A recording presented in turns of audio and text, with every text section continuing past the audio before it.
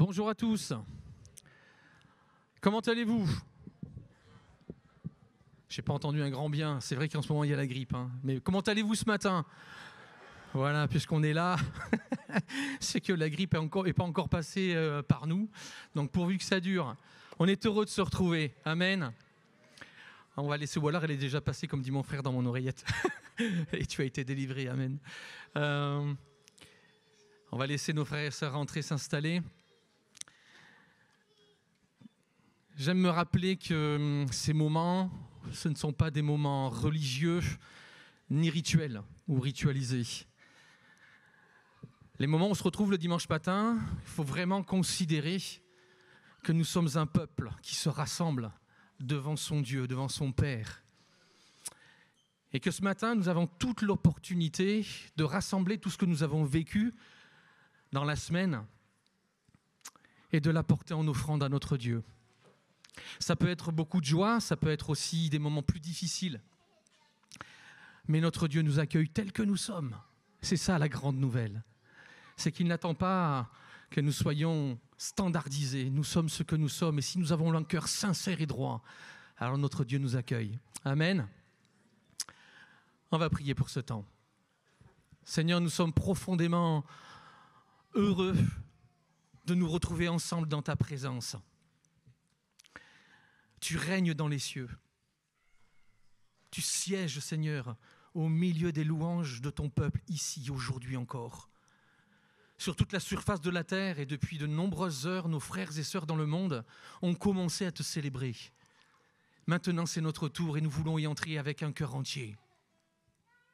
Seigneur, je prie pour que tout ce qui pourrait nous séparer de toi soit abattu maintenant, amené à la lumière, pour que rien ne fasse obstacle à ce temps de rencontre que tu veux avec nous, chacun d'entre nous et avec nous en tant que peuple et Église. Nous voulons comprendre le sérieux de ce moment et à la fois toute la joie qui y est attachée parce que c'est par grâce que nous sommes là. Il n'y a aucun mérite en nous. Tu as tout accompli pour que nous puissions nous tenir dans ta présence et que nous puissions te célébrer. Alors Seigneur, nous voulons le faire avec un cœur entier, avec ce que nous sommes. Mais nous voulons te bénir, raconter tout ce que tu fais dans nos vies jour après jour. Tu es un Dieu fidèle. Et nous voulons te le dire ce matin. Reçois cette louange, Père, au nom de Jésus. Amen. Amen. La semaine dernière, on a évoqué les vœux. On est au mois de janvier et il paraît qu'on a jusqu'au 31 pour ceux qui sont en retard. Mais quand on s'adresse les uns aux autres, on s'adresse des vœux de santé, on s'adresse des vœux de réussite, on s'adresse tout un tas de bonnes choses parce que c'est ce que nous voulons voir dans nos propres vies et dans la vie de ceux qui nous entourent, de ceux que nous aimons. Mais quand la semaine dernière on le faisait, et on le fait depuis le 1er janvier, je mesurais combien ces choses étaient limitées. Elles ne sont que l'expression de ce que l'on souhaite. Et c'est une bonne chose, il faut que l'on se bénisse et que l'on parle de ces choses-là entre nous. Mais qui est la source de toutes ces choses? C'est bien notre Dieu. Et je mesurais véritablement, comme tout à nouveau, et j'aime beaucoup quand le Saint-Esprit ou le Seigneur me rappelle ces choses, parce que malheureusement on peut s'y habituer. Mais je mesurais combien notre Dieu est la source de toutes choses. Lorsqu'on s'adresse à lui, quelles que soient les circonstances de nos vies, il est celui qui écoute, il est celui qui entend et il est celui qui répond. Amen. Et je voudrais que ce matin, ce soit vraiment l'objet de notre louange. On est dans le thème de la prière et quel autre meilleur moyen, quel meilleur autre endroit y a-t-il que de se tenir dans la présence de Dieu et de faire monter vers lui ce qui est au fond de nos cœurs. Et je le répète, Dieu est accessible en tout temps, quelles que soient les saisons de notre vie. Et nous sommes nombreux ce matin, il y a ceux qui sont dans la joie, il y a ceux qui sont dans la réussite, et puis il y a ceux qui traversent l'épreuve, le temps difficile, la vallée. Mais il y a un texte qui m'a énormément encouragé, 2 textes, en ce début d'année. Il se trouve dans Ésaïe 41. On va l'afficher. Je vais juste prendre le verset 17 que je n'avais pas noté. Il est dit, les opprimés, les pauvres cherchent de l'eau sans en trouver, et la soif dessèche leur langue. Moi, l'Éternel, je les exaucerai. Moi, le Dieu d'Israël, je ne les délaisserai pas.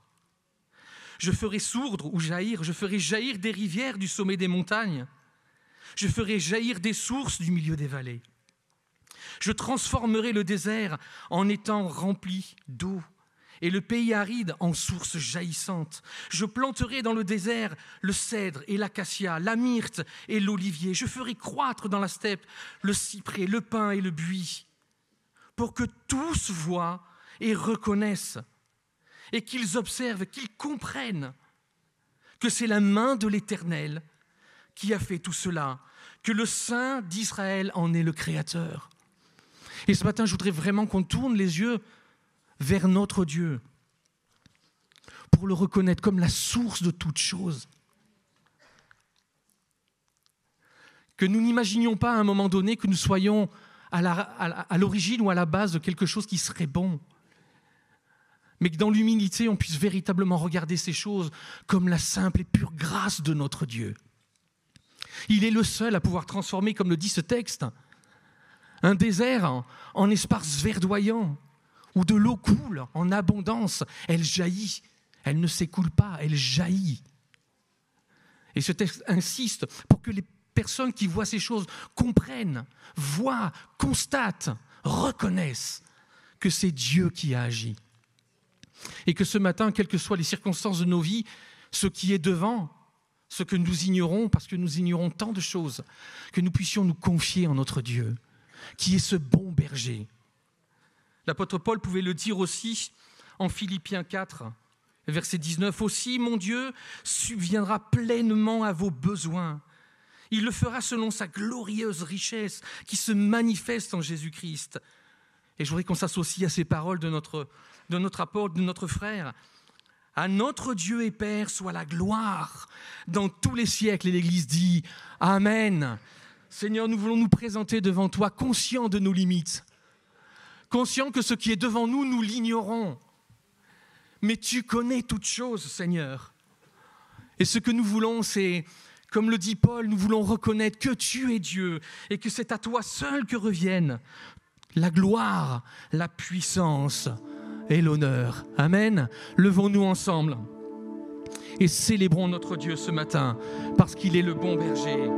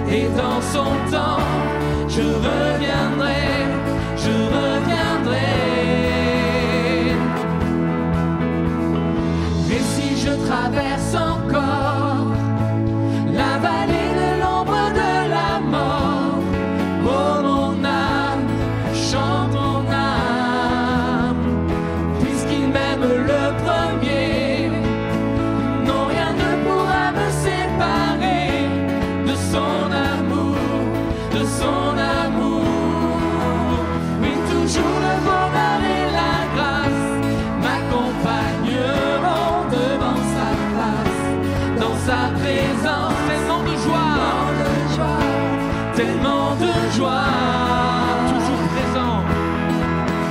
Mais quand tu se trouves auprès de moi, aucun mal, mon âme, tu ne craindras. Et dans son temps, je reviendrai, je reviendrai. Yahweh, Yahweh, Yahweh, tu fais briller sur moi ton soleil. Yahweh, Yahweh, ta lumière chasse au loin les ténèbres. Yahweh, Yahweh, ta parole éclaire mon sentier. Yahweh, Yahweh, Yahweh. Bientôt il viendra me chercher, et dans sa maison j'habiterai. Oh mon âme, chante mon âme, sans cesse jusqu'à son retour. Mon âme chante son amour, tous les jours, tous les jours. Oui, toujours le bonheur et la grâce m'accompagneront devant sa face, dans sa présence, tellement de joie, tellement de joie. Mais quand tu se trouves auprès de moi, aucun mal, mon âme, tu ne craindras. Et dans son temps, je reviendrai, je reviendrai. Yahweh, Yahweh, tu fais briller sur moi ton soleil. Yahweh, Yahweh, ta lumière chasse au loin les ténèbres. Yahweh, Yahweh, ta parole éclaire mon sentier. Yahweh, Yahweh, Yahweh.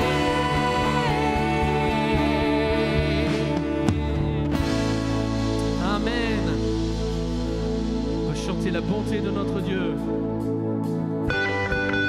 Notre Dieu est bon, amen. Et ce matin, on veut le célébrer ensemble.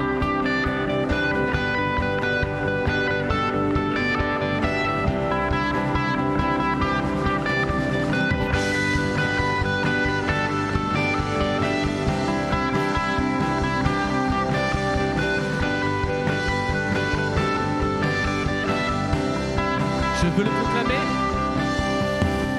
Je veux le proclamer du sommet des montagnes. Ta grâce est sans limite, ta bonté sans égale, ta tendresse m'envahit, ta bonté me poursuit, ton amour m'émerveille. Et je chante car tu es bon, et je danse car tu es bon, et je crie de joie. Tu es bon pour moi, et je chante car tu es bon, et je danse car tu es bon, et je crie de joie. Tu es bon pour moi.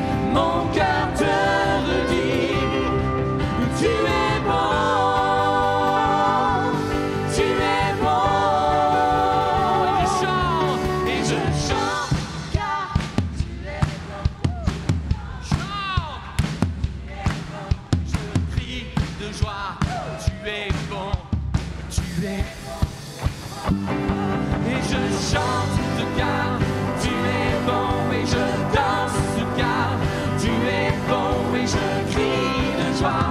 Tu es bon, tu es, on proclame ensemble. Tu es bon, tu es bon, tu es bon pour moi. Tu es bon, tu es bon, tu es bon pour moi. Tu es bon, tu es bon, tu es bon pour moi. Tu es bon, tu es bon, tu es bon pour moi.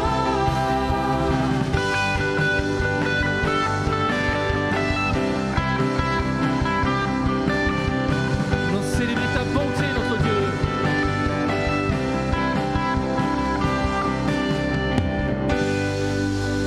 Amen. Pour acclamer notre Dieu, il est présent au milieu de nous et mérite tous les honneurs.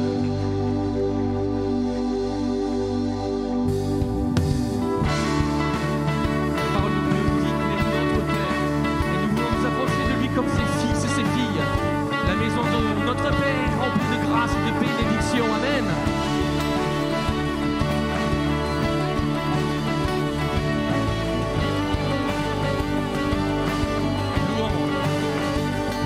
Louons le Dieu qui était, adorons le Dieu qui est, glorifions le Dieu qui sera à jamais. Il délivre les Amen. captifs, il ouvre la mer en deux. Notre Dieu est victorieux. Quelle joie dans la maison du Père, quelle joie dans la maison de notre Dieu. Nous élevons nos voix, nous ne nous tairons pas. Quelle joie dans la maison du Père, oui, il est présent parmi nous. Nous élevons nos voix, nous ne nous tairons pas.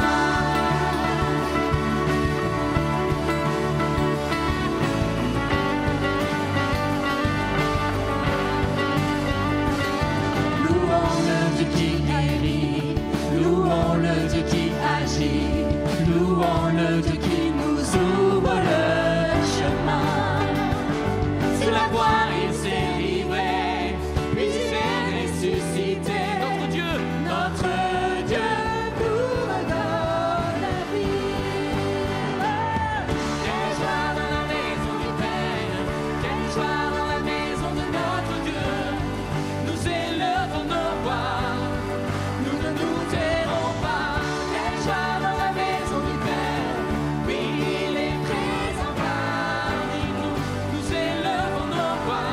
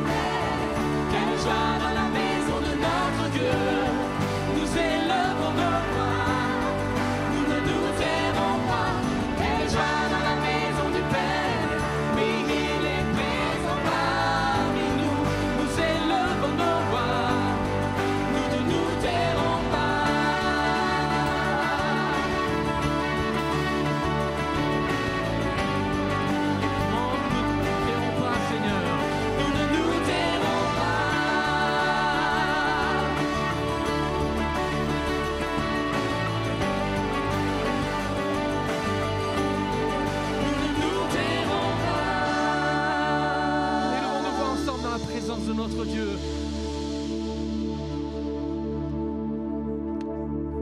Nous te bénissons, notre Père, pour ta présence au milieu de nous. Comme le dit ce chant, Seigneur, nous étions captifs, tu nous as délivrés. Nous étions indigents, tu nous as donné ta richesse et ta grâce.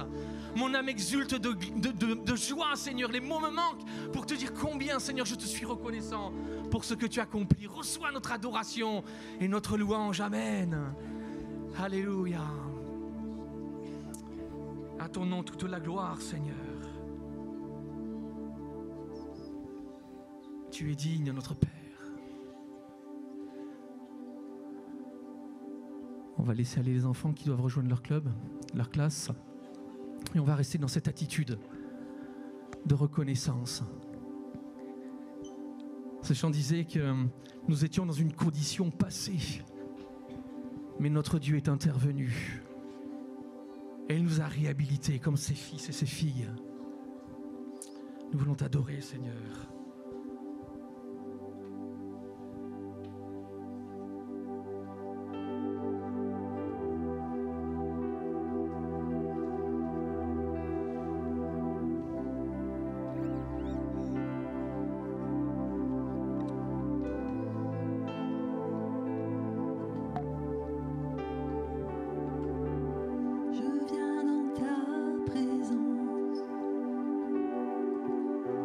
Seigneur de l'univers, rien n'a plus d'importance, rien n'a plus de valeur. Je viens chercher ton cœur, trouver ta volonté, me tenir prosterné en chantant tes louanges. Ton nom est grand, ton nom est saint, ton nom est digne de louange. À toi l'honneur, à toi la gloire, à toi la puissance et la force. Jésus, agneau de Dieu.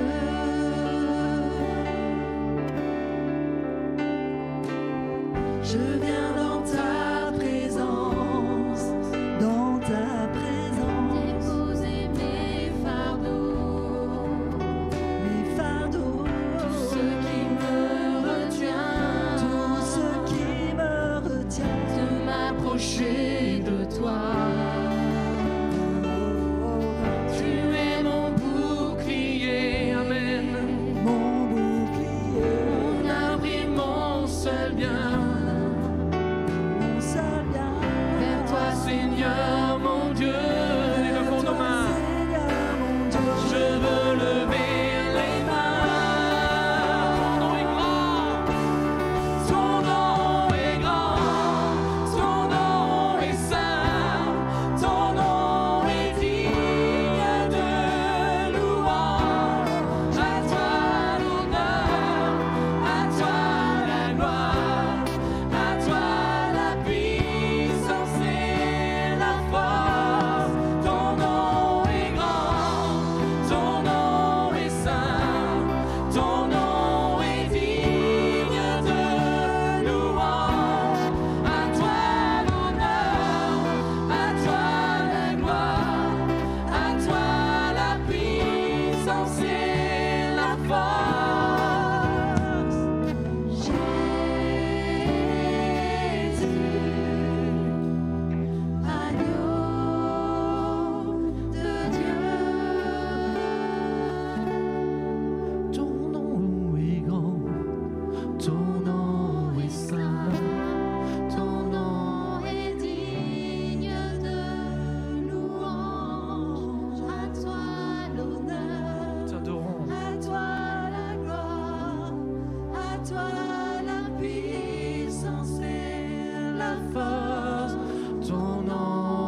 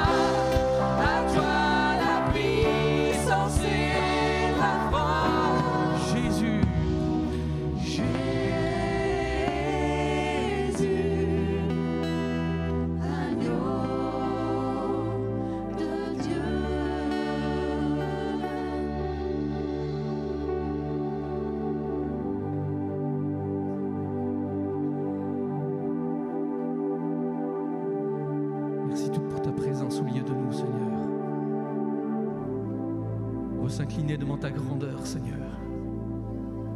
Tu mérites tellement la louange, la gloire. Les cieux ne peuvent te contenir, Seigneur. Et pourtant, ton regard s'est baissé sur nous. Quelle grâce!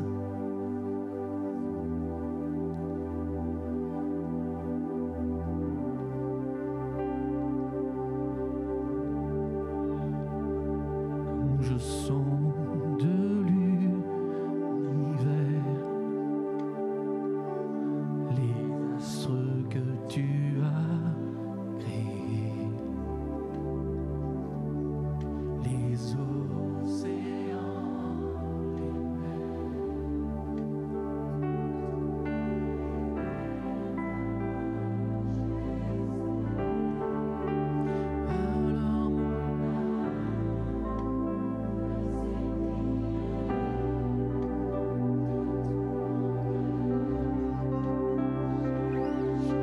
alors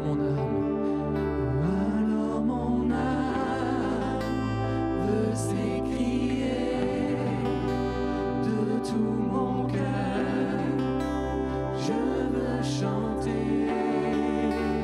Oh Dieu, tu es infiniment grand, éternel, puissant, roi majestueux. Oh Dieu, tu es infiniment grand, éternel, puissant, roi majestueux.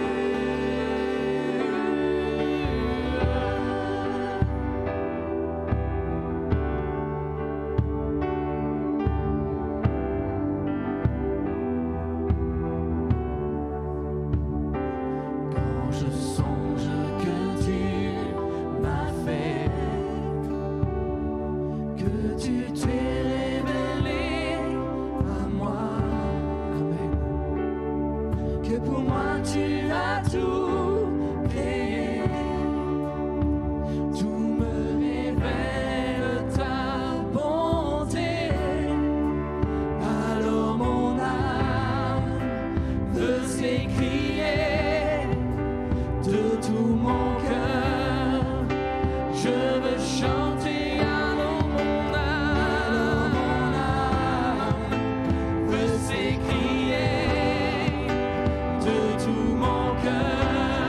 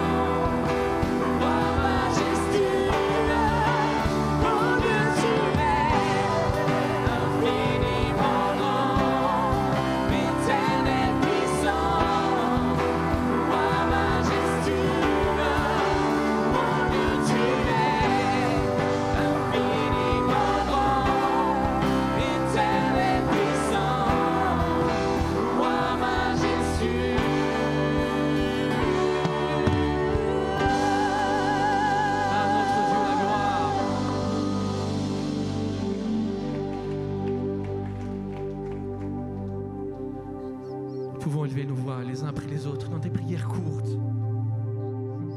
Et faisons monter vers Dieu l'honneur qui lui est dû. Alléluia.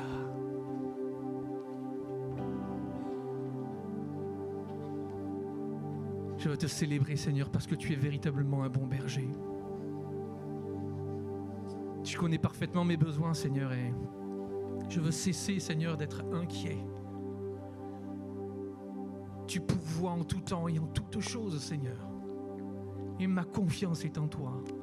Amen.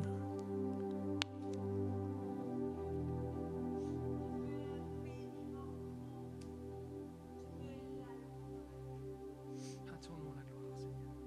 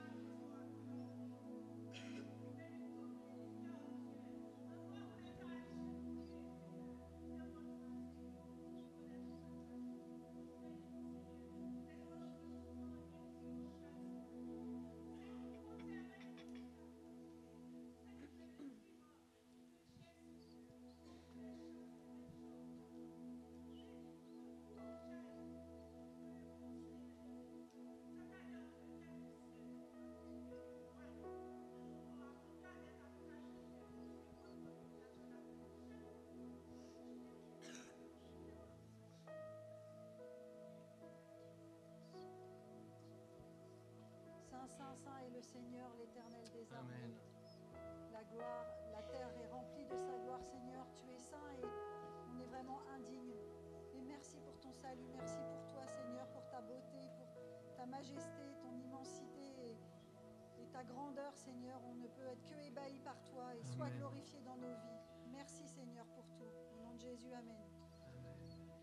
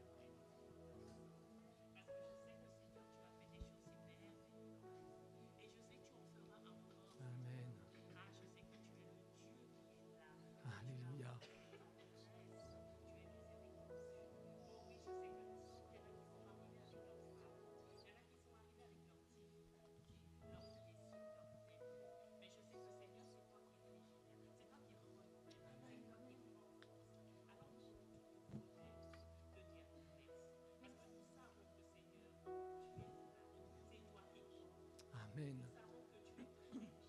Amen. Oui.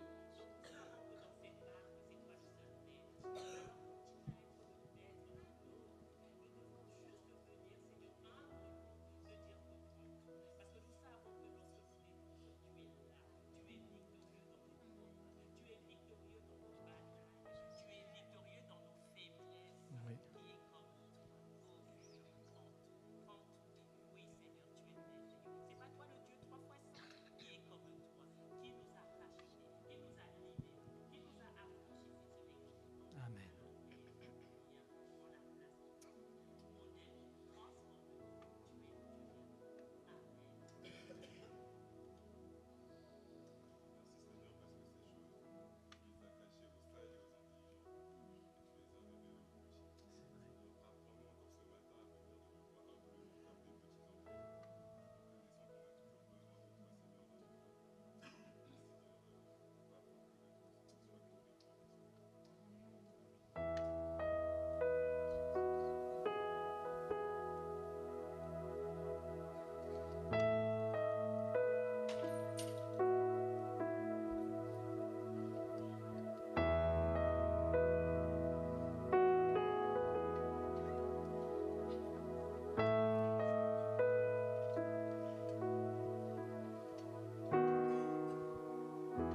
Je te prie et tu entends ma voix.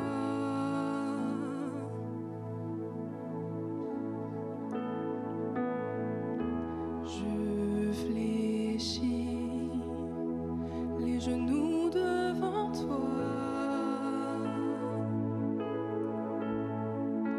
J'ai besoin que tu traces un nouveau chemin. Tant besoin que tu sois mon puissant soutien. Tu es ma source, tu es mon bien. Quand je me perds, tu prends ma main, tu me relèves de la poussière dans le désert. Tu me diriges vers ta lumière, Seigneur.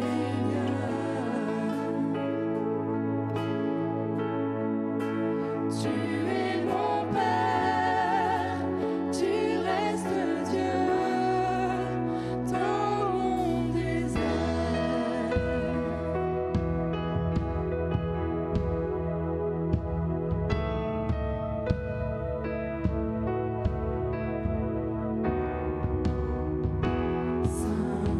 Saint-Esprit, je me tiens devant toi.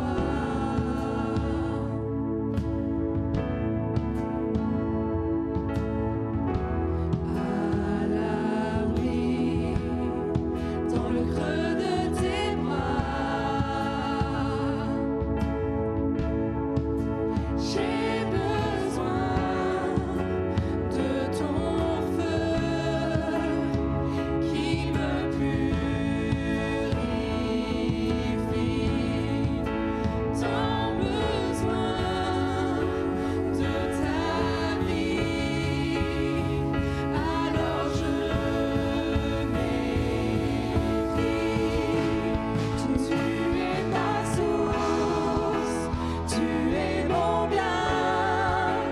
Quand je me perds, tu prends ma main, tu me relèves de la poussière dans le désert. Tu me diriges vers ta lumière, Seigneur. Tu es mon Père,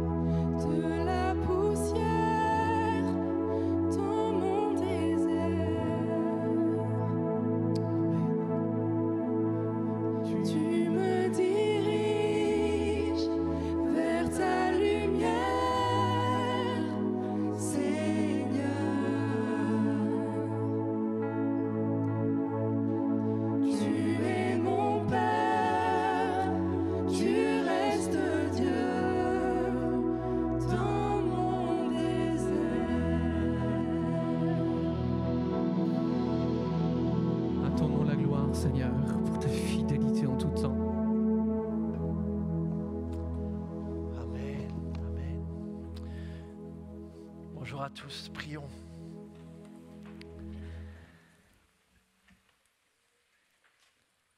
Éternel notre Dieu, quelle grâce de pouvoir ce matin venir tous ensemble à ta rencontre. C'est par ta grâce, comme cela nous a été rappelé, que nous avons pu nous approcher de toi, t'offrir ces chants. Du plus profond de nos cœurs, t'exprimer par ces paroles notre reconnaissance, notre amour, notre émerveillement pour toute ta miséricorde, pour toute ta patience, pour toute ta fidélité et bonté. Oui, tu étais digne de tous ces chants et prières qui sont montés vers toi, notre Dieu, parce que nul n'est comme toi. Tu es infini, tu es éternel, tu es riche en bonté sans aucune comparaison humaine possible. Tu tiens tes promesses. Éternel, notre Dieu, nous avions besoin de t'exprimer cela, mais nous avons aussi le besoin de t'entendre, le besoin d'écouter tes paroles, le besoin d'être nourris dans notre âme, dans notre esprit au plus profond de nous, Seigneur. Il y a des choses ici-bas qui ne peuvent nous nourrir, nous combler. Seule ta parole le peut. C'est pourquoi nous te demandons dans ta grâce que tu puisses aussi nous parler ce matin. Je te demande dans ta grâce, Seigneur, de m'aider à transmettre tes paroles à toi. Non les miennes, non mes idées, mais vraiment tes idées, tes pensées, Seigneur. Je te prie de donner ta grâce à mes sœurs qui traduisent pour que tu leur donnes cette joie de retransmettre à leur tour aussi. Nous avons tellement besoin, Seigneur. Viens nous enseigner pour que nous puissions être parfaitement équipés pour la semaine qui est devant nous. Donne-nous, Seigneur, notre nourriture spirituelle de ce jour, de façon à ce que nous puissions en effet traduire en paroles et en actes, Seigneur, toute ta vérité, et ainsi demeurer durant cette semaine qui est devant nous en communion avec toi et te voir réaliser que tu seras là sur ce chemin. Nous te le demandons, notre Dieu, pour la seule et unique gloire de ton nom. Amen. Bonjour à tous. Qui a déjà entendu parler de la notion de formation en alternance? Tout le monde est assez familier? Pour les plus anciens, je ne sais pas pour vous, mais en tout cas, c'était quelque chose dont j'avais jamais trop entendu parler. Ce n'était pas un système de formation qui était très présente lorsque j'ai fait mes études, lycée, université, etc. Mais depuis quelques années, avec mes filles, les aînées, les grandes, j'ai été familiarisé avec ce système de formation. Et en effet, c'est un système qui est assez prisé de plus en plus et développé, parce que l'atout numéro 1 pour lequel il est réputé, c'est le fait d'associer la théorie et la pratique, notamment dans l'entreprise, dans ses premiers jobs. C'est-à-dire de ne plus avoir ce côté long et parfois un peu fastidieux de la période théorique, apprentissage, enseignement, cours. Et puis tout à la fin, une semaine ou plus, plusieurs semaines parfois, un stage où là tout d'un coup on est plongé dans le bain de la pratique et puis on se dit oh là, c'est pas ce qu'on m'a enseigné. Il y a un grand écart un peu entre les deux mondes. Et grâce à l'alternance, il y a cette idée qu'on alterne sur les périodes plus courtes un peu de théorie, un peu de pratique, un peu pour davantage, peu à peu, marier les deux et voir comment la théorie nous équipe pour la pratique et comment la pratique aussi nous fait jeter un autre regard sur la théorie. Alors en fait, c'est pas si récent que ça, cette méthode. Parce que quand on regarde de près les évangiles, on peut presque attribuer à notre Seigneur Jésus l'invention de la méthode de formation en alternance. Quand vous regardez les moments qu'il passe avec ses disciples, vous voyez qu'il y a aussi des moments où ils sont directement jetés dans le bain et ils l'observent et ils doivent faire certaines choses qu'ils n'ont jamais vraiment faites, se retrouvent dans des situations où ils sont un peu démunis, et puis ces moments où le Seigneur les prend à part, à la maison, les emmène dans un endroit un peu retiré, et là il s'assoit, là il les enseigne, là il les forme, là il leur explique ce qui vient de se passer, ce qui vient de le réaliser, etc. Et donc c'est important pour nous parce que ça veut dire que dans notre sujet à nous, se mettre à l'école de Jésus par rapport à la prière, Ce n'est pas justement un truc théorique, et ce n'est pas que pratique, on a besoin des deux. Qui a eu l'occasion cette semaine de prier un peu plus que d'habitude, pour être honnête? Bon, on n'est qu'au début de la série, ça va venir. Mais pourquoi j'ai voulu commencer par cette prière sans cesse? C'est parce que le souhait que j'avais derrière cela, c'était de vous encourager à vous jeter dans la pratique quelque part et à apprendre à prier, notamment, comme on l'avait vu dans un des versets, en toutes circonstances. De peut-être casser un peu ce cliché que la prière c'est tellement spirituel que c'est réservé à un moment particulier de la journée ou à un moment donné de ma semaine, le dimanche, etc. Mais de découvrir qu'on peut prier en toutes circonstances, à toute heure de la journée, à tout moment, des fois de différentes manières, on peut toujours s'adresser à notre Dieu.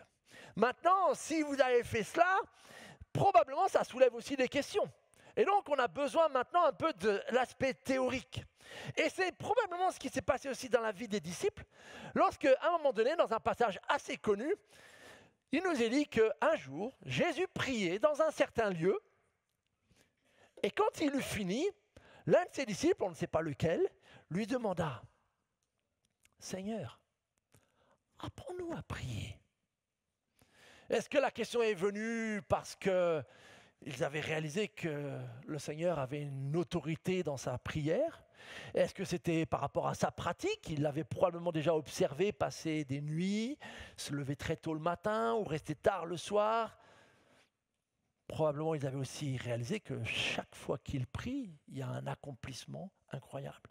Donc, en tout cas, à un moment donné, il y a cette envie d'apprendre qui jaillit. Et j'espère, et c'est mon souhait en tout cas durant ce trimestre, et que peut-être grâce aussi à la semaine, peu à peu, des questions sont soulevées, et qu'il y a cette soif aussi de un peu plus de comprendre, d'apprendre, parce que notre souhait vraiment durant tout ce trimestre, c'est que chacun d'entre nous, peu importe notre expérience actuelle de la prière, c'est que nous puissions apprendre à prier de plus en plus et de mieux en mieux. Ça, c'est notre objectif, tout au long de ce trimestre. D'apprendre à prier de plus en plus et de mieux en mieux. Est-ce que vous savez comment le Seigneur Jésus a répondu à cette requête? Vous vous rappelez ce qui suit juste ce verset? C'est le fameux passage du Notre Père. Dans Luc, voici ce qu'il est dit. Jésus leur répondit aussitôt, donc il y avait un des disciples qui avait posé la question, mais tous les autres étaient là, attentifs. Quand vous priez, dites Père ou Notre Père. Alors, je ne sais pas quelle est votre expérience avec le Notre Père, mais quand je suis devenu chrétien, comme j'arrivais d'une famille athée, je pensais que le Notre Père, c'était juste un truc, c'était la prière des catholiques. Je ne savais pas que c'était dans la Bible. Je croyais que c'était un truc qu'ils avaient inventé et que c'était ça. Et puis j'avais une idée un peu négative parce que j'avais cette conception que c'était une prière qui répétait un peu machinalement comme des robots et un peu de façon un peu presque magique ou superstitieuse quelque part. Donc j'avais un a priori, de par mon éducation et mon arrière-plan, assez négatif sur cette prière. Et puis, deuxième aspect, c'est que en lisant les évangiles, quand je voyais ce que Jésus accomplissait et quand je découvre le Notre Père, je me suis dit, c'est tout. Moi, je voudrais la prière qui déplace les montagnes, comme tu fais, ou apparemment comme c'est possible de faire. Je voudrais cette prière qui fait que peu importe ce que tu demandes, on obtient, parce que notre Seigneur, à un moment donné, enseigne la prière comme ça. Tout ce que vous demanderez, vous l'obtiendrez. Enseigne-nous ça, mais le Notre Père, ça me laisse sur ma faim un petit peu. Donc, je n'étais pas hyper emballé par cette prière, et c'était ma faute. Et si jamais ces réactions sont peut-être celles que tu as eues ou que tu as encore aujourd'hui, j'aimerais vraiment nous encourager, et on va voir cela un peu ensemble justement, que si le Seigneur a répondu à cette question « Apprends-nous à prier » avec cette prière donc qu'on appelle du nom de notre Père, il savait ce qu'il faisait. Il savait ce qu'il faisait. Et que même si en effet il y a des manières de finalement entre guillemets, mal utiliser cette prière, c'est bien par là que nous devons commencer. Il y a énormément à apprendre pour éviter d'avoir une prière qui ne ressemble pas à la manière de prier de notre Seigneur Jésus. Je pense que nous sommes conscients qu'il n'y a pas que les chrétiens qui prient sur terre. Il y a des multitudes de facettes et des manières de concevoir la prière. Donc cela veut aussi dire qu'il y a des manières païennes, entre guillemets, pas celle que Dieu désire, de prier. Et donc, nous avons bien besoin d'apprendre. Il nous faut prier sans cesse, mais pas non plus n'importe comment. Plus en plus, mais mieux en mieux.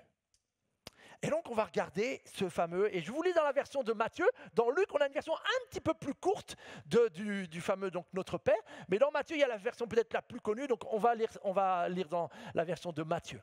Et si vous voulez, on peut le prier ensemble sur ce texte-là, puisqu'il nous est assez familier et puisque c'est une prière.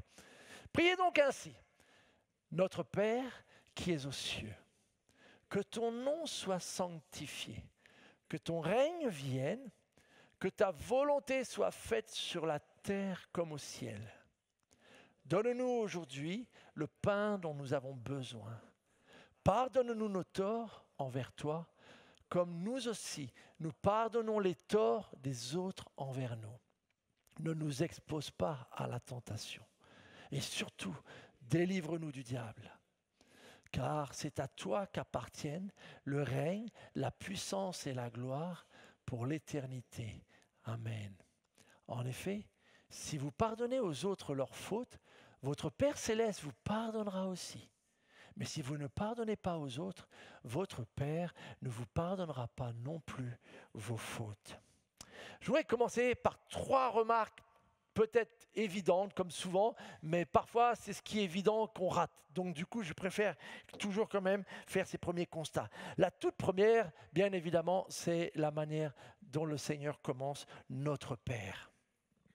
Jésus, d'emblée, place la prière dans une dimension relationnelle.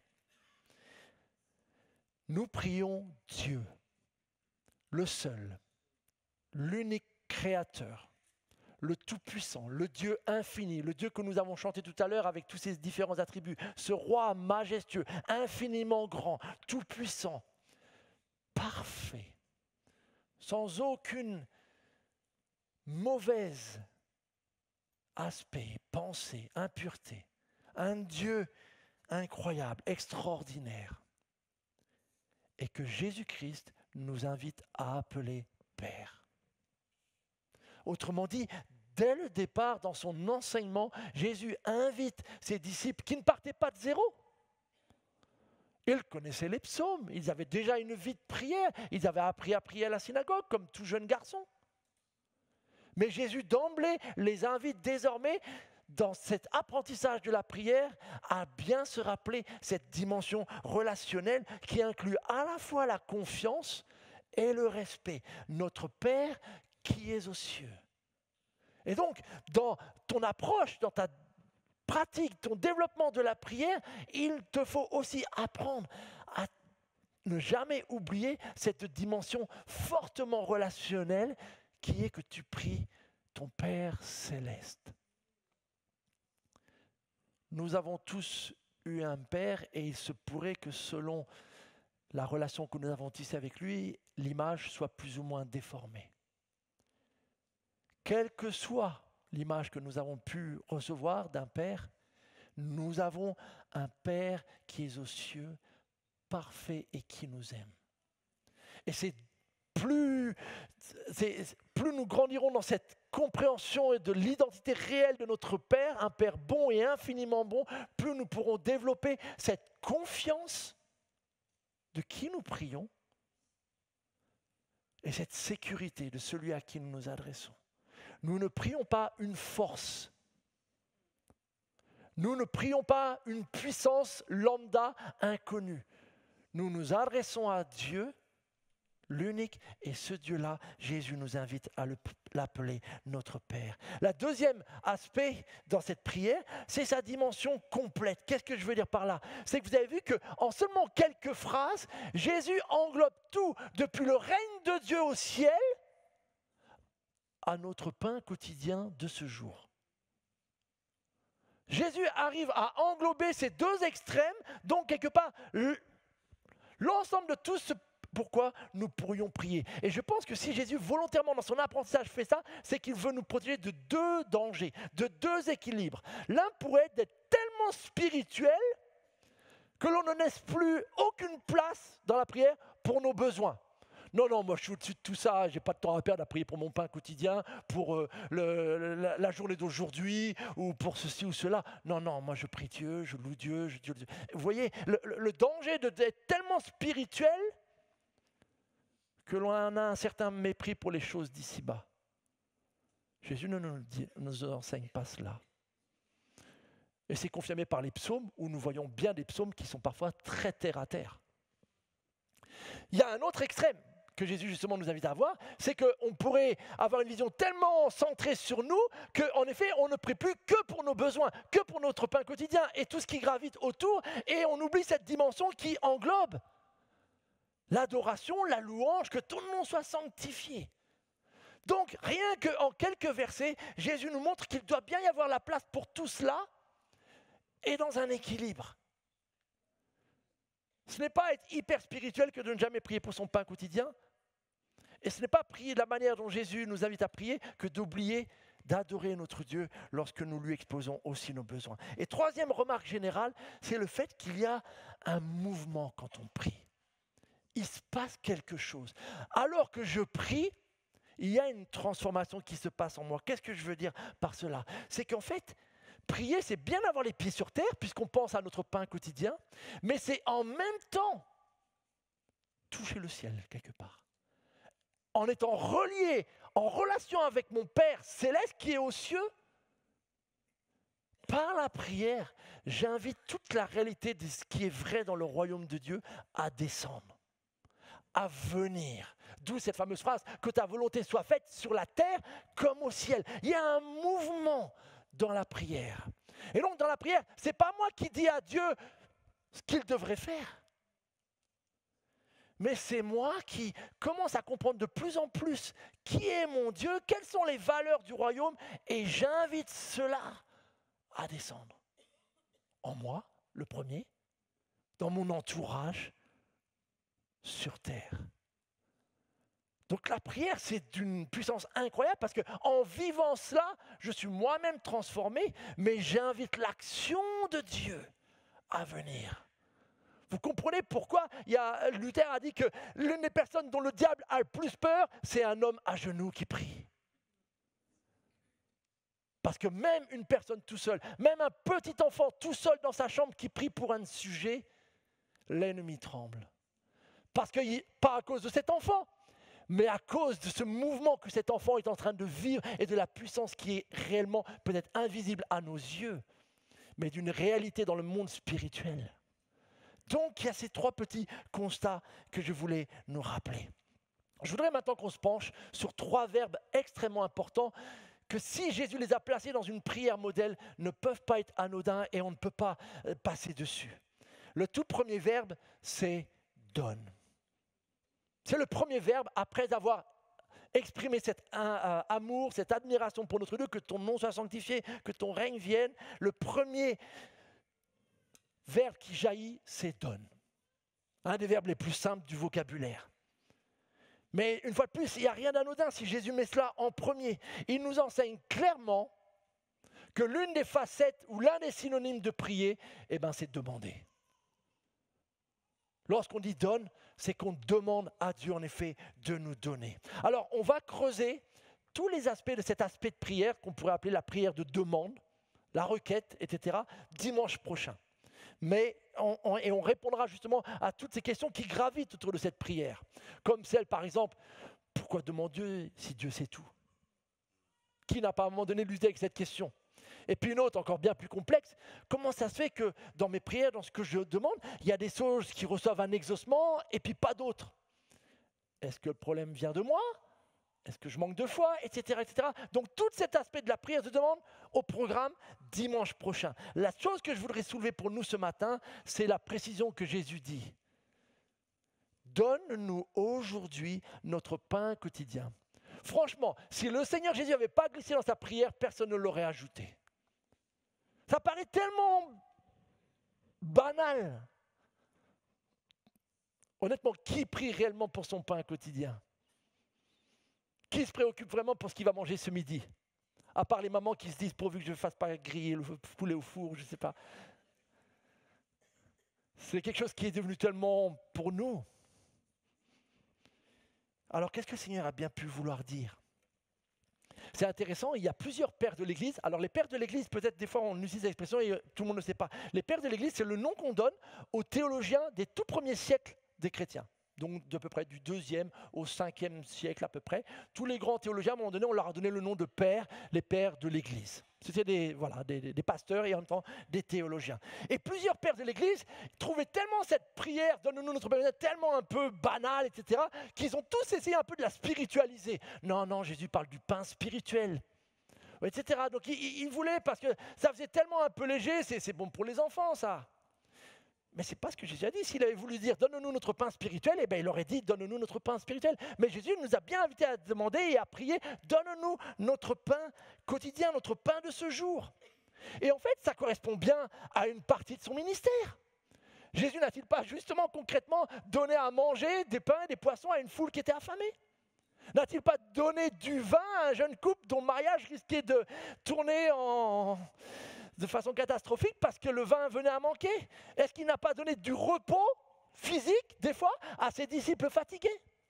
N'a-t-il pas donné la santé via la guérison à un grand nombre de personnes touchées, malades, fatiguées par le fait d'avoir des maladies qui duraient parfois pour depuis des années? Notre Seigneur n'a jamais eu de problème avec nos besoins quotidiens, avec les choses que l'on pourrait qualifier de terre à terre. Et donc, en glissant cette mention dans la première requête, donne-nous, Jésus savait que s'il nous invite à prier pour notre pain quotidien, on comprend vite alors que tous les autres aspects de notre vie, nous pouvons aussi les demander. Donne-moi la réussite dans mon examen cette année. Donne-moi de réussir lorsque je vais passer mon permis de conduire. Donne-moi la réussite dans mon travail. Il y a une saine place pour prier pour ces sujets-là. Aucun problème. Il n'y aura pas de vie continuelle de prière, de conversation avec Dieu si nous n'osons pas lui demander ce dont nous avons réellement besoin.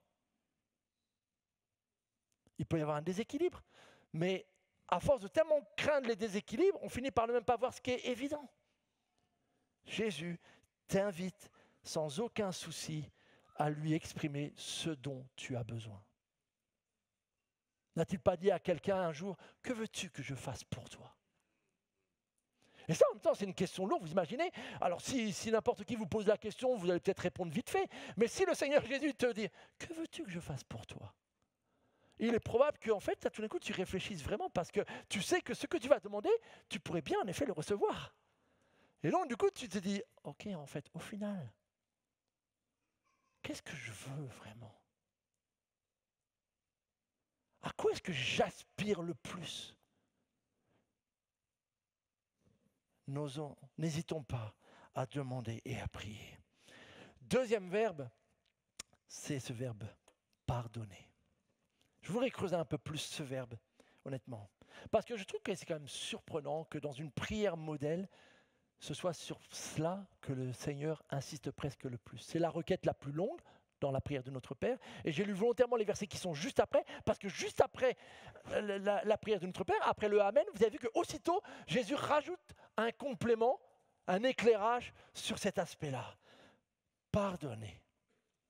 C'est un des plus beaux verbes de notre vocabulaire, mais c'est l'un des verbes les plus difficiles à employer, n'est-ce pas? Il y a peu de phrases plus difficiles à dire, mais en même temps plus puissantes que « je te demande pardon » ou « je te pardonne ». Un de mes théologiens préférés, un Anglais, John Stott, qui est décédé en 2018, a dit la chose suivante dans son commentaire sur justement cette prière. « Le pardon est aussi indispensable à la vie et à la santé de notre âme que le pain l'est pour notre corps. » Nous ne pouvons pas vivre sans nourriture, sans pain quotidien. C'est une nécessité physique. Mais les amis, nous ne pouvons non plus pas vivre sans le pardon. Sans pardonner, sans demander pardon. C'est un besoin humain, tout aussi élémentaire et fondamental que la nourriture. Jésus le place au cœur de ses prières et je voudrais préciser plusieurs choses par rapport à cela. Pourquoi est-ce que Jésus n'a pas commencé par le pardon, si c'est si important? Ça aurait été plus spirituel quelque part. D'abord, pardonne-nous, et puis après, donne-nous. Un peu comme dans notre pédagogie qu'on peut faire des fois avec l'éducation des enfants. Je ne sais pas si vous vous rappelez un peu comment on fait. Tu demandes d'abord pardon à ton frère, et puis après, tu pourras manger. Moi, je me rappelle, mes parents étaient très à cheval sur les merci, les s'il te plaît, et les demander pardon, et c'était saoulant. Et surtout, c'est qu'au bout d'un moment, on comprenait en fait.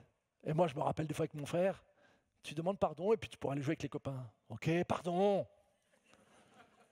Mais ça marchait. Non, vous comprenez, le problème, c'est que si on est toujours un peu dans ce côté du pardon, voilà, comme une espèce de formule magique, bah, on y arrive tous à un moment donné à contourner la règle et puis finalement arriver à le demander, mais dans le cœur, il n'y a rien qu'à changer, tu verras au sport tout à l'heure. Donc on peut utiliser une approche du pardon qui finalement ne produit pas le pardon.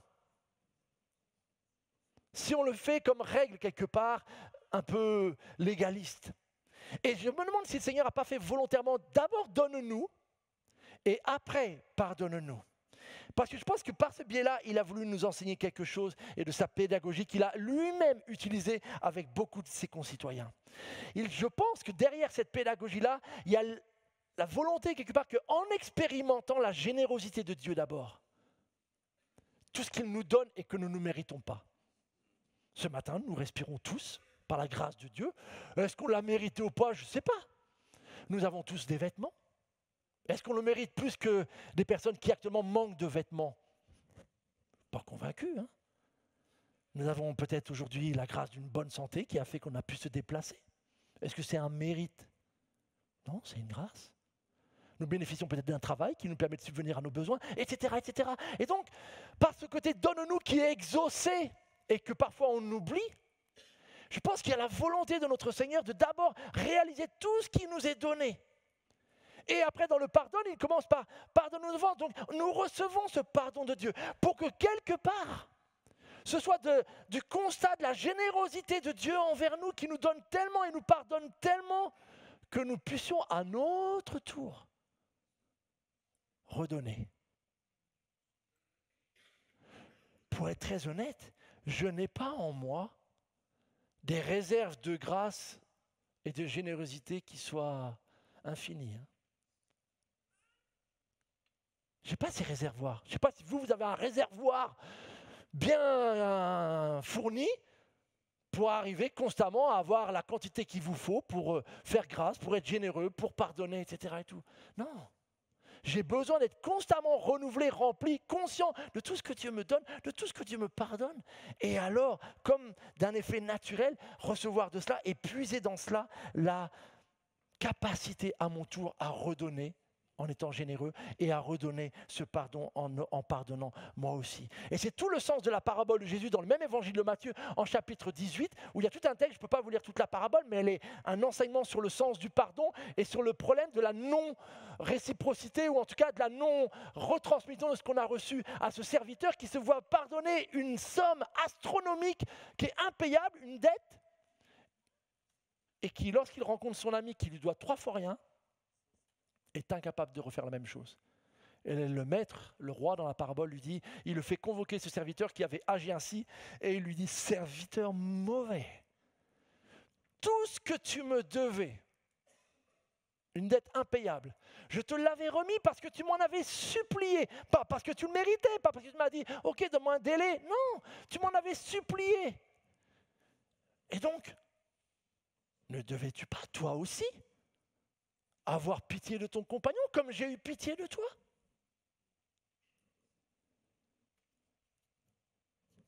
Le pardon est possible lorsque nous comprenons ce que nous recevons de notre Dieu. Alors en parlant du pardon, je suis toujours obligé de préciser quelque chose, plusieurs choses en tout cas, parce que justement c'est ce que le pardon est et n'est pas. Quand la parole de Dieu nous invite à pratiquer ce pardon, elle ne veut pas dire, et pardonner ne veut jamais dire que l'offense n'était pas grave. Si la Bible utilise cette image de dette, c'est bien pour nous montrer que une dette, il y a un problème. Et quand on a éventuellement une situation d'endettement, personne ne nous dit non, mais c'est pas grave, Ben si, il faut trouver un moyen de la combler. Donc le pardonner ne veut pas dire qu'il n'y a pas eu d'offense, que c'est sans importance, que ce n'est pas grave. Une deuxième chose, c'est que pardonner ne signifie pas nécessairement oublier. Il y a des offenses qu'on a pu me faire et que j'ai oubliées, dont je ne me rappelle même plus parce qu'en effet, quelque part, elles étaient insignifiantes au final. Et avec le temps, j'avoue, je les ai oubliées. Mais nous savons tous qu'il y a des offenses, tout simplement que humainement, même quand bien même on le voudrait, on ne peut pas oublier parce qu'elles ont laissé une cicatrice, une forme de blessure qui fait que même si on a pardonné sincèrement, l'oubli n'est pas possible. Et ça ne veut pas dire qu'on n'a pas pardonné. Mais parce que quand on revit ou quand on se rappelle cet événement, etc., il y a toujours une cicatrice. Donc pardonner ne veut pas nécessairement dire oublier. Par contre, il y a une chose que pardonner veut dire.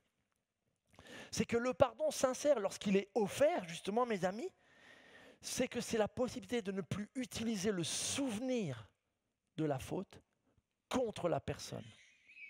Vous comprenez la nuance ?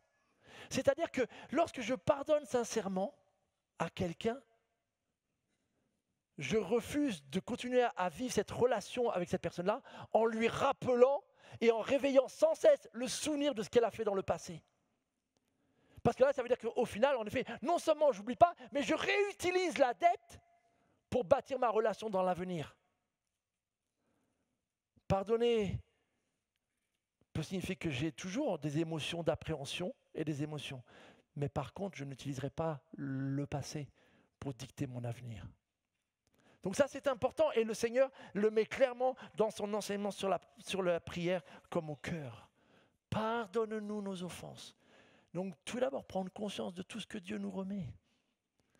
Comme nous avons la volonté de pardonner à notre tour, nous puisons dans la grâce de notre Dieu pour la transmettre à notre tour. Le troisième verbe, c'est délivre.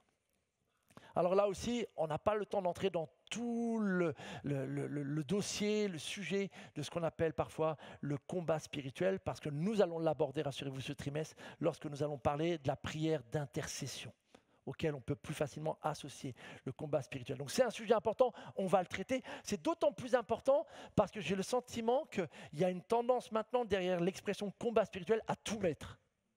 Tout est devenu combat spirituel. J'ai une grippe, c'est un combat spirituel. Arrêtons les amis. À un moment donné, il faut... Sinon les mots perdent leur sens en fait.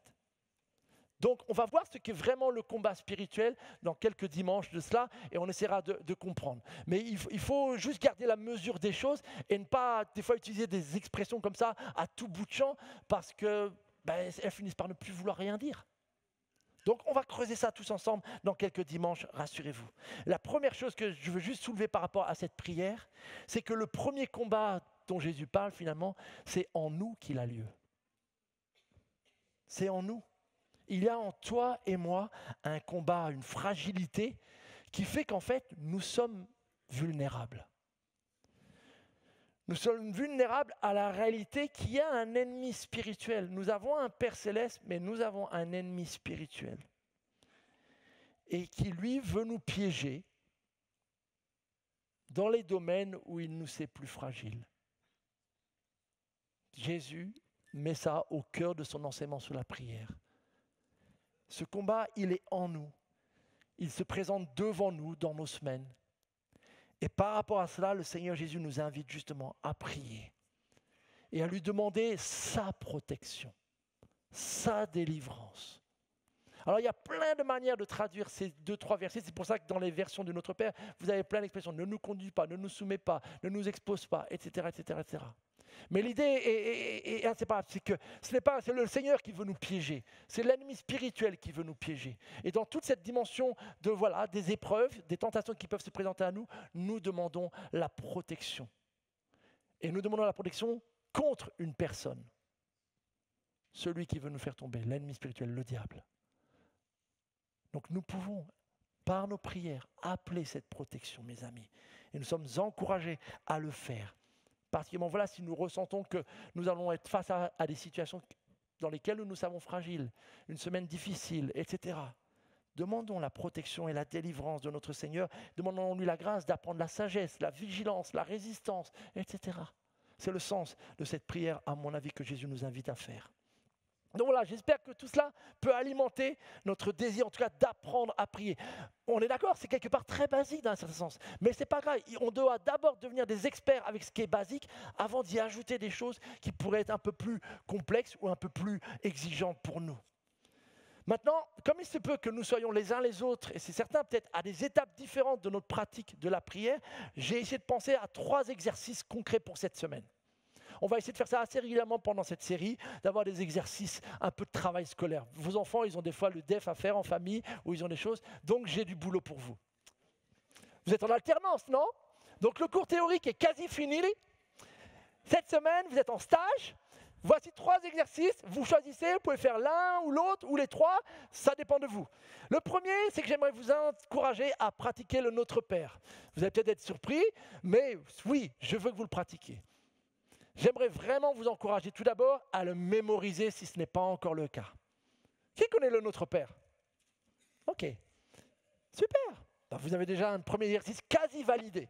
Mais en tout cas, je veux vous encourager à mémoriser. Malgré en effet tout ce que j'ai dit tout à l'heure en intro, des dangers peut-être de la répétition servile ou sans réfléchir, etc. Et tout, ce n'est pas grave. C'est notre Seigneur qui nous a enseigné cette prière-là. Il y a quelque chose à apprendre. Donc s'il l'a voulu, on va lui faire confiance. Et la répétition n'est pas toujours mauvaise, loin de là. Il nous faut apprendre des tables de multiplication pour arriver à commencer à être expert pour faire des problèmes plus compliqués. Alors on va apprendre cette prière-là. Et on ne va pas l'apprendre pour la répéter, bien sûr, comme on dit des fois, bêtement, mais à prononcer chaque phrase. Et peut-être à marquer une pause entre chaque phrase. Notre Père,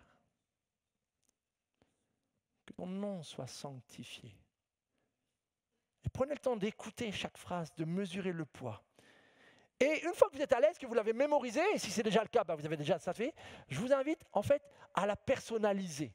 Qu'est-ce que je veux dire par là? C'est peut-être quand vous allez par exemple prier que ta volonté soit faite, vous pouvez citer, nommer un domaine de votre vie, un aspect, un lieu où vous aimeriez que la volonté de Dieu se fasse, comme au ciel.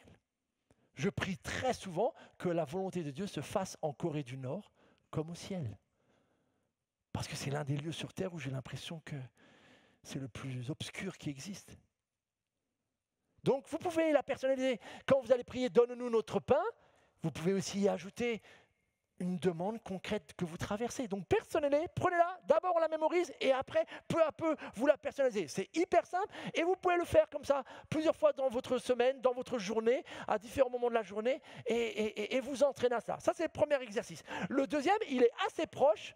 Je voudrais vous partager une méthode que j'utilise personnellement, que je me suis créée, mais qui n'a rien d'original. Il y en a plein de variantes sans doute sur Internet. Mais en tout cas, celle-là, elle m'a aidé. C'est juste un anagramme.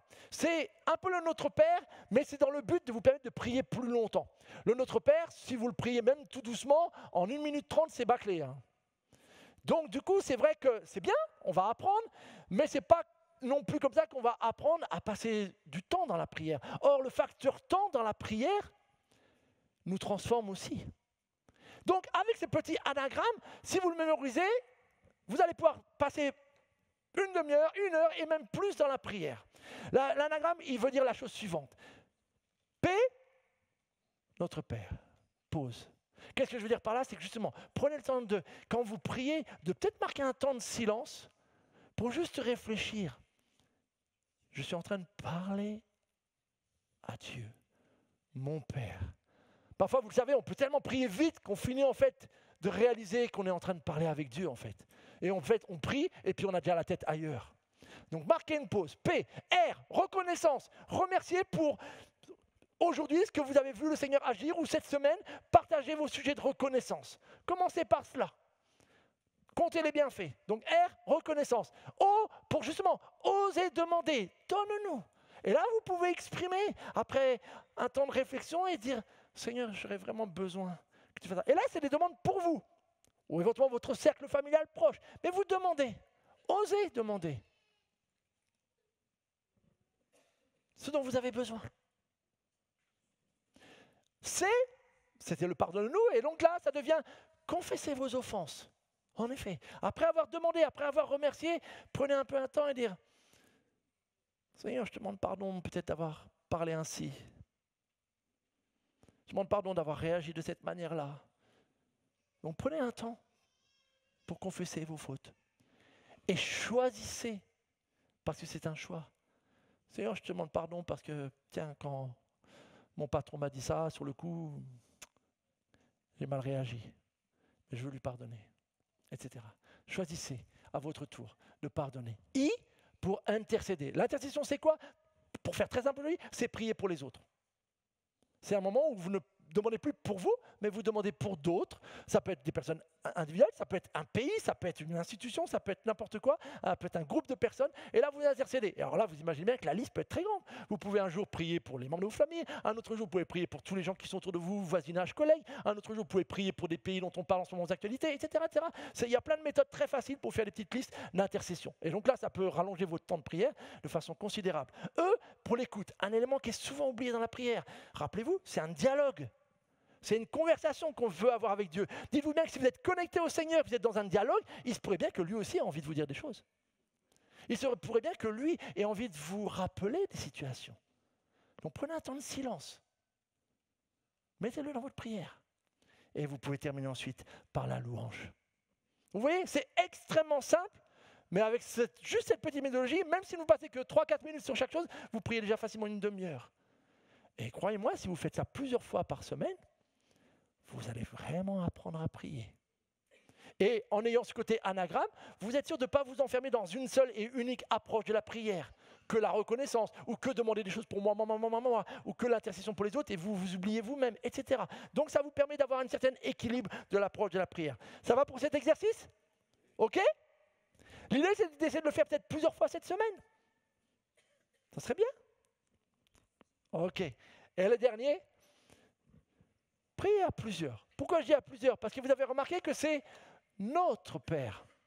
En fait, cette fameuse prière que le Seigneur Jésus a invité ses disciples, elle a une dimension collective. C'est une prière que nous pouvons faire ensemble, comme tout à l'heure lorsque nous l'avons lue, mais c'est une prière que des millions de chrétiens avant nous ont prié. C'est une prière que, en ce moment, des chrétiens font dans une multitude de langues. Et donc, c'est une prière qui nous rassemble.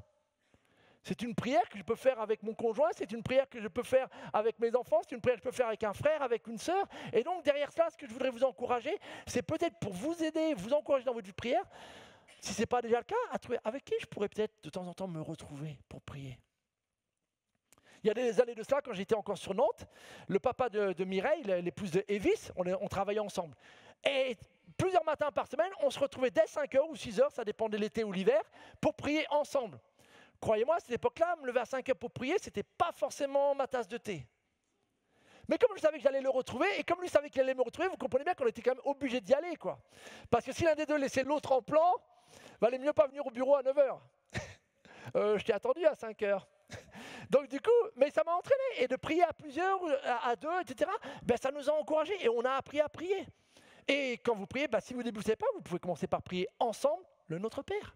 Et puis après, vous y ajoutez. Mais une belle manière de prier, c'est celle qu'on a vécue cette semaine, de prier ensemble, de prier en église, de prier dans nos groupes de maison. On apprend aussi à prier à plusieurs, en écoutant peut-être la prière de son frère, de sa sœur, et ainsi de suite. Voilà mes frères et sœurs, fin de théorie.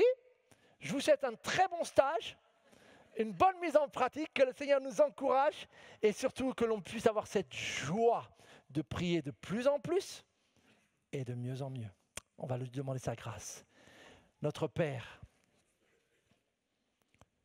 toi qui es aux cieux et qui nous vois, que ton nom soit reconnu comme le seul nom digne de gloire. Que ton règne, vraiment que ton règne vienne. Que ta volonté soit faite dans nos vies comme au ciel. Donne-nous ce dont nous avons besoin aujourd'hui. À commencer par notre nourriture. Pardonne-nous nos offenses, nos égarements, nos erreurs envers toi, comme nous voulons pardonner les erreurs des autres envers nous. Oh, ne nous conduis pas sur un chemin difficile et tentant, mais par ta grâce, délivre-nous de l'ennemi de nos âmes. C'est à toi, Père, qu'appartiennent le règne, la puissance, la gloire, la louange à jamais. En Jésus-Christ, ton Fils. Amen. Amen. Merci. On va se lever ensemble et on va terminer par ce chant qui est comme un engagement. C'est auprès de Dieu que je veux me tenir. Meilleur moyen pour nous de pouvoir mettre en pratique tout ce que nous avons entendu ce matin. Et comme le dit Manu, maintenant qu'on a la phase pratique, on va rentrer dans ce temps, dans l'intimité avec notre Dieu qui lui aussi est en capacité de renouveler nos forces pour que nous puissions rentrer dans cette vie de prière. Amen.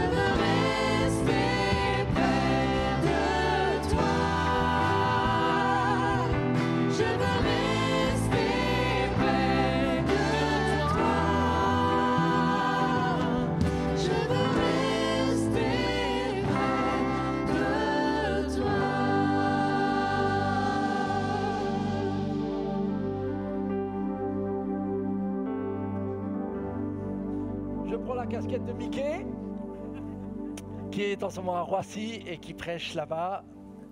Cette semaine, on a vécu donc notre semaine de jeûne et prière. Et pendant la semaine de jeûne et prière, pour ceux qui étaient là, vous vous rappelez, on a posé des questions un peu soir après soir. Donc cette semaine, nous allons faire une petite communication avec en reprenant les questions qu'on a proposées chaque soir. Et l'idée est que courant janvier, si par rapport à ces questions, quand vous y réfléchissez, quand vous prenez un peu un temps justement de réflexion devant le Seigneur, et que vous viennent des idées, vous puissiez nous faire remonter, alors soit via email, soit en nous le disant de vive voix. Via email, il y a moins de chances que ça soit perdu et comme ça on pourra un peu faire la synthèse. Mais en tout cas voilà, chacun est invité, puisqu'on est dans ce temps aussi d'écoute, de consultation, à contribuer. Donc voilà, vous n'avez rien perdu si vous n'étiez pas là tous les soirs. On va vous retransmettre tout ça cette semaine et chacun pourra apporter aussi sa pierre à toute cette réflexion. Autre annonce, dimanche prochain, culte multisite sur nos 3 villes, donc Roissy et Plessis, les 3 cultes à 10h30. Donc voilà, on se réjouit et on parlera donc de la prière de demande dans les 3 lieux, donc vous ne raterez rien, peu importe le site où vous êtes. Autre annonce, c'est que les inscriptions pour un nouveau parcours baptême commencent. Donc si c'est un acte d'engagement sur lequel vous vous interrogez, et vous avez envie de mieux comprendre le sens de cet engagement, comment il se déroule dans notre église aussi, il vous faut participer à ce module. Les inscriptions se font à l'espace Bienvenue auprès de Magali. Faire le module baptême ne vous oblige pas à vous faire baptiser. C'est un temps d'enseignement ouvert à tous ceux qui veulent comprendre le sens de cet acte, tout comme le fait que vous fassiez le baptême ne nous oblige pas à vous baptiser. C'est vraiment un temps de formation et c'est vers la fin de ce parcours baptême que vous pouvez ainsi mieux mûrir votre réflexion et qu'on peut, Dieu voulant, aller de l'avant. Autre info, dimanche fin du mois, le 26 janvier, comme dimanche prochain on est en multisite, on le fera à la fin du mois. Il y aura donc ce fameux café repas entre amis, vous connaissez le principe. Chacun est invité à apporter ce qu'il peut, du salé, du sucré, et on met tout ça en commun et on passe ainsi un bon temps de communion fraternelle. C'est revenu durant la semaine de jeûne et prière qu'on a besoin aussi de temps ensemble, d'agape, etc. Donc c'est l'occasion pour vivre ce moment dimanche 26 janvier. Voilà, il n'y a pas d'autre annonce. Cette semaine, reprise des groupes de maison. Donc du coup, il est possible encore de s'inscrire dans un groupe de maison. Si vous n'avez pas encore trouvé votre groupe, pareil, espace accueil, ça reprend cette semaine. Donc vous pouvez prendre le train en marche sans rien rater. Donc n'hésitez pas, les responsables de groupe de maison, n'hésitez pas à récupérer aussi vos livrets auprès de Magali ou de Pedro. Voilà, pas d'autre annonce. Soyez bénis, un bon dimanche, priez sans cesse et bon stage.